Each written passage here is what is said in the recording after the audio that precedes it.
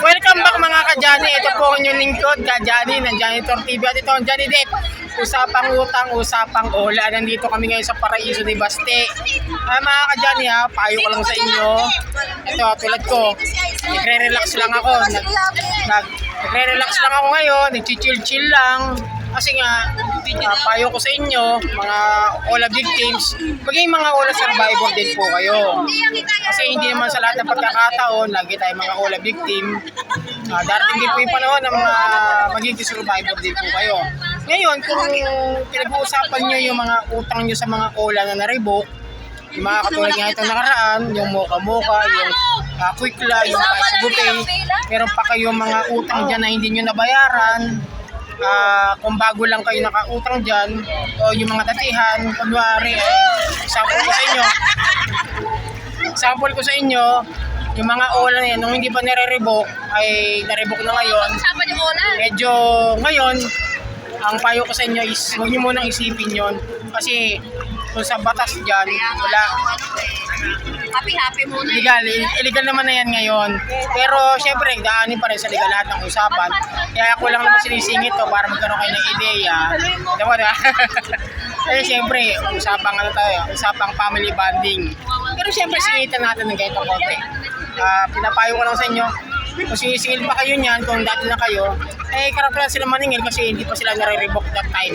Pero ngayon, na-revoke sila kung ngayon kayo nag-loan, ngayon kayo na-approve, ngayon kayo nagkaroon ng utang sa kanila, obligado po tayong bayaran yan. Pero yung principal amount na lang ang tingin ko ang pwedeng ibayad dyan. Kasi hintayin nyo magbigay ng, ng mga principal amount na mga offer sa inyo, mga ka-Johnny.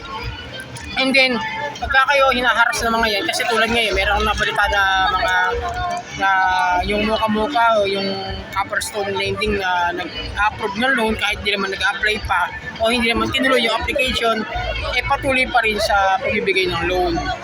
Yun na, nabalitaan ko lang ngayong araw na ito.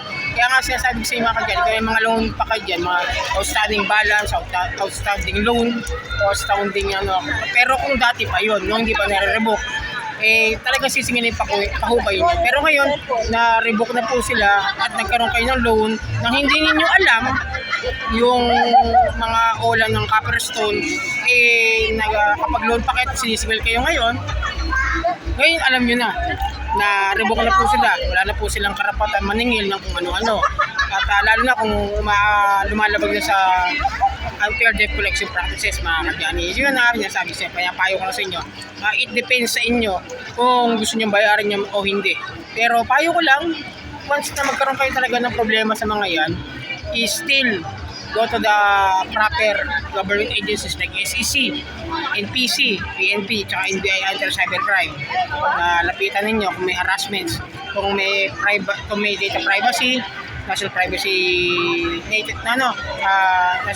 data privacy, and then sa mga illegal na interest, SEC, at saka Bangko Sentral. Yun mga ganyan, payo ko lang sa inyo, medyo nag-chill lang muna kami ngayon.